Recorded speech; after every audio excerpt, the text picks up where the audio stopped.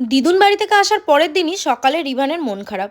তারপর মিমিকে হঠাৎ করে দেখতে পেয়ে তো মনে আনন্দ একদম ধরে না।